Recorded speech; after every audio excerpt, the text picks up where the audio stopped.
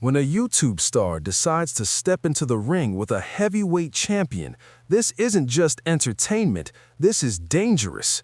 Can Jake Paul actually beat Anthony Joshua, or is this boxing's most dangerous gamble? Welcome to FactVault, where we bring you the truth. Let's dive into what the experts are saying. He said easy work, easy money. Do you Don't agree? worry about what there's no easy fight. There's no easy fight. Why is he saying this? Why is he saying this? He said easy money. He believes in me. Yeah, he that's believes right. in me. I like that. I've never seen like someone on X Factor that can't sing, but their parents believe in them. I'm going in there. I can fight free. If he starts getting touched up and losing rounds, I think the cookie will crumble. Do you agree? Whatever he said. We'll see if the cookie crumbles. I don't know what to say. I'm confident in myself. Like, I'm not focusing on him. I just know what I can do, and I can't wait to show it. I'm not gonna crumble. I'm solid. I've been through wars. This is what I'm gonna say. I don't want to focus on it being like about Jake. Oh, Jake's small, so that makes me confident. Jake's this, so that makes me confident. I'm just focused on myself. I'm confident in myself. Jake could be 10th. I'm confident in myself. That's what I'm saying. It's not about how he is. I just really like. I've got a good team. I've been through ups and downs. I've stood the test of time. I'm passionate. I'm hungry, and I'm still here ready to fight my heart out. So I'm confident in that. Anthony Joshua has issued a clear and measured warning to Jake Paul, stressing that he's entering this matchup not as a celebrity attraction, but as a proven heavyweight champion with years of elite experience behind him. Joshua emphasizes that confidence built through world-level training, major championships, and high-pressure environments cannot simply be replicated by anyone transitioning from entertainment into boxing. Boxing is not just the punches you see, it's the feinting, it's the distance, it's the, oh my God, through that jab, yeah, the intangibles. It's going to be really interesting to see how he deals with the intangibles in that. Yeah. And that's why I said there's a few things that I want to do in the ring that he might not have seen before, and I want to see how he deals with them. Yeah. Always have a lot to say, but both of us have some of the biggest knockouts of the past years in boxing, and we're coming to fight. We made it smaller gloves just now today, so someone's getting put to sleep. He acknowledges that boxing isn't just about the punches you see. It's the feinting, the distance control, the timing, the intangibles that cameras don't capture. Joshua revealed he's planning moves in the ring that Jake has never encountered before. And here's the kicker. They've agreed to smaller gloves. Translation: someone's getting knocked out cold. I align myself with some of the greatest coaches and greatest fighters in the world because I have that hunger, that desire. Every time I've been knocked down or been in trouble when I was younger, came back 3 years later, got to the Olympics, get in trouble again before the Olympics, 3 years later, become world champion after 16 fights, win all the belts, get beat by Ruiz, come back and unify the division for the second time. It's just constantly drives my focus and my hunger to get better. So I'm going to be a tough man to break down 100% come December 19th because I've been building myself over the last year. I ain't been sitting back. I've been working. Joshua explains that his preparation has focused on refining fundamentals, tightening combinations, and working with top-tier trainers to ensure there are no surprises regardless of what Paul brings on fight night.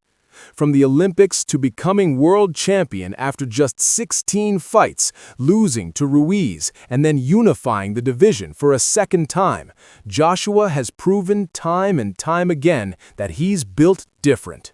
His message is crystal clear. I'm a tough man to break down, and he's been working non-stop for the past year to prepare for this moment. I don't think it's necessarily fair to AJ. I just know that I have the power and the timing. It's the shots that you don't see coming that knock people out. And I'm a tricky knockout artist that people don't give me enough credit for. I've won knockout of the year. So he has to be careful. And I do have the timing, the speed, and the tricks up my sleeve to be able to hit a shot on this guy that he doesn't see coming that can put him to sleep 1,000%. But Jake Paul isn't backing down. He claims he has the power, the timing, and tricks up his sleeve that people don't give him credit for. Jake points out he's won Knockout of the Year and believes he can land a shot on Joshua that he won't see coming. The question is this genuine confidence or dangerous delusion? Let's hear what other fighters think. He's going to get knocked out by AJ though, isn't he? If he makes that walk, try to give him his respect for that. It's very dangerous, you know. It seems like Netflix are all over him. It's a dangerous sport, and you can't overlook that. Joshua's a big boy and a powerhouse. I've sat ringside and watched Joshua. That's a heavy punching man, and he's a happy and he's a good kid. He has an anger in him. He has a darkness in him, does Anthony Joshua. I don't think a lot of people suss that. So, well, the fight shouldn't go ahead. My opinion, the fight shouldn't go ahead. If he does it, I'll give him the respect. Continuing with the wider concerns shared by fighters and analysts, Conor McGregor adds his own blunt perspective. He admits Jake Paul deserves respect simply for walking toward a challenge of this scale, but that respect doesn't erase the danger.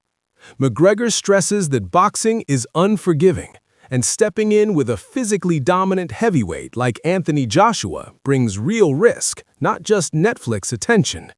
He describes Joshua as a powerhouse with heavy hands and a darker, aggressive side that only real fighters have experienced up close. McGregor's verdict? This fight shouldn't even happen.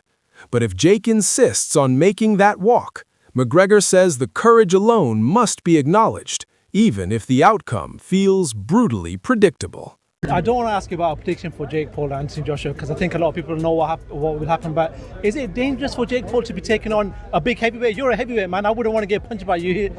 Is it very dangerous for Jake Paul to be even taken on? I mean, no matter what it is, it can be an exhibition fight or whatever fight it is. When two guys step over that rope and they got bad intentions or they ready to throw blows, it's always bad. You got to understand that boxing is a dangerous business and the head is not meant to be hit in the first place. Doctors will always tell you the head is not meant to be hit, the body is not meant to be hit, the head is not meant to be, the brain is not meant to be shook. And here's the harsh truth that everyone needs to understand. Boxing is inherently dangerous sport. Whether it's an exhibition or a professional fight, when two fighters step over that rope with bad intentions, it's always dangerous. As the experts remind us, the human head was never designed to be hit. The brain was never meant to be shaken. So when a heavyweight champion like Anthony Joshua throws punches with that kind of power, the consequences can be severe. This isn't just about entertainment. This is about someone's physical well-being. It would have been a tick in the box and signing the contract straight away. Readily, you cannot see a victory for Jake Paul. I mean, you can't. I do worry about his safety in there. I do know that it wouldn't have been licensed in the UK. Even today, people are throwing conjecture on the fact that Jake Paul hurt his eye. He said it was Lawrence Okoli punched him in sparring and that the fight is off. People are almost looking for a reason for it to be off.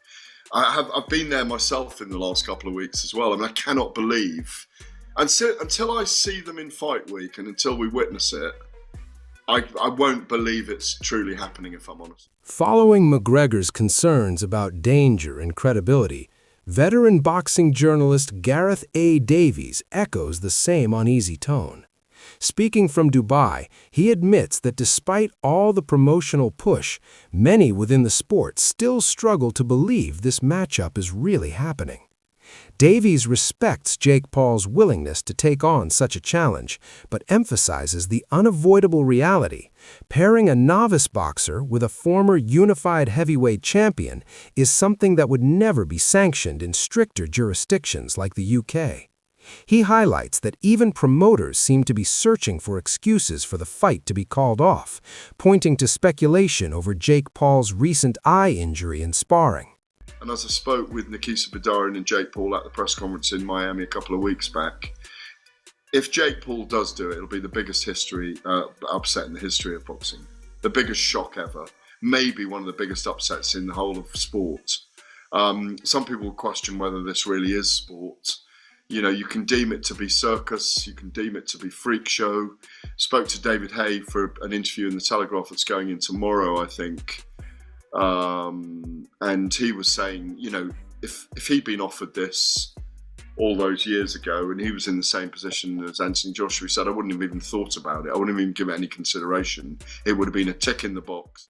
Davies stresses that if Jake Paul somehow pulls off a victory, it would be the biggest upset in the history of boxing, maybe one of the biggest upsets in all of sports.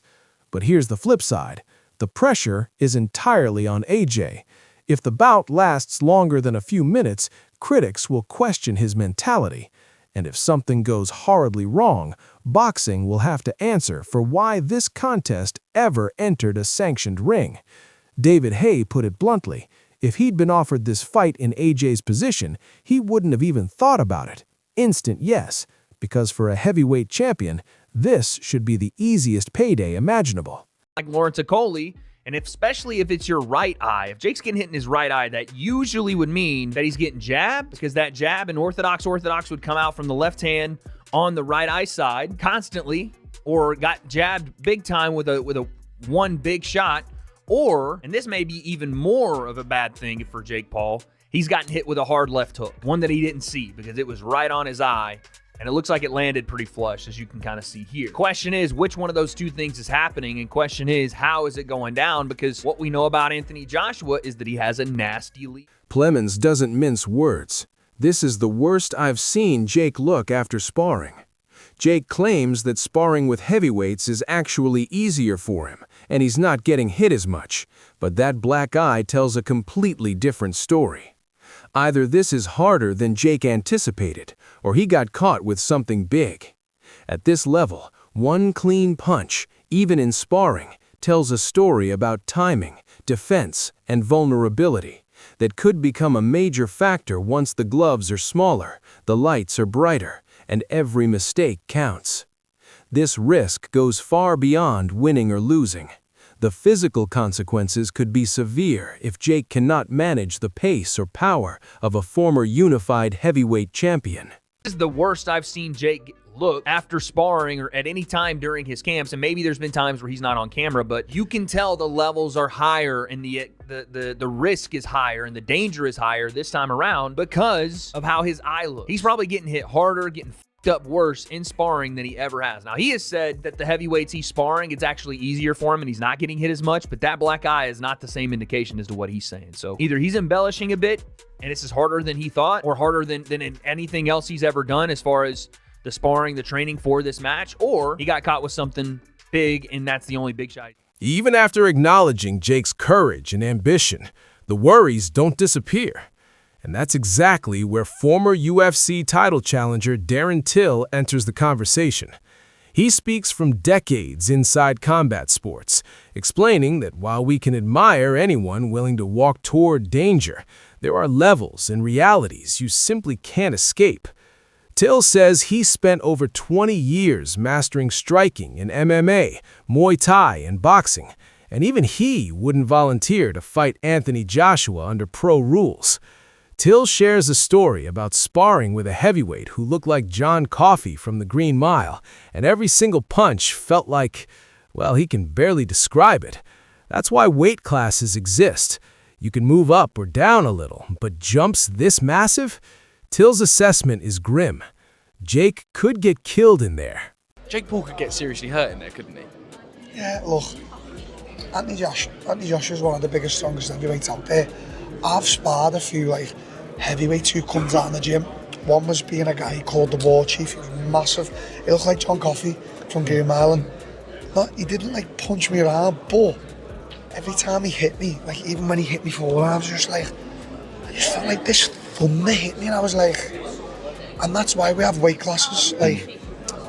That's why you have your lightweight, your welterweight, and from that we can all go up and down a little bit, but we can't make jumps like that. It's just not. I don't know. I don't know what to say. Jake could get fucking killed in there. So here's where we stand. Every voice in the game, from world champions to MMA veterans to analysts who've seen every twist the sport can throw, is saying the same thing. This fight is historic, but it's also a massive gamble. Anthony Joshua brings real heavyweight danger, years of elite training, and a mindset that doesn't play around. Jake Paul brings ambition, blind confidence, and willingness to risk everything for legacy. That's why we're all glued to it. Maybe Jake shocks the world, or maybe reality hits like a heavyweight right hand. Either way, we're witnessing a moment that could change boxing forever, for better or worse. Now it's your turn. Do you think Jake Paul actually survives a single clean punch from Anthony Joshua? Or does this whole experiment end the second a real heavyweight connects? Drop your prediction in the comments. And if you found this analysis valuable, make sure to like, share, and subscribe to FactVault. Because at FactVault, we deliver the facts, not the hype. See you in the next one.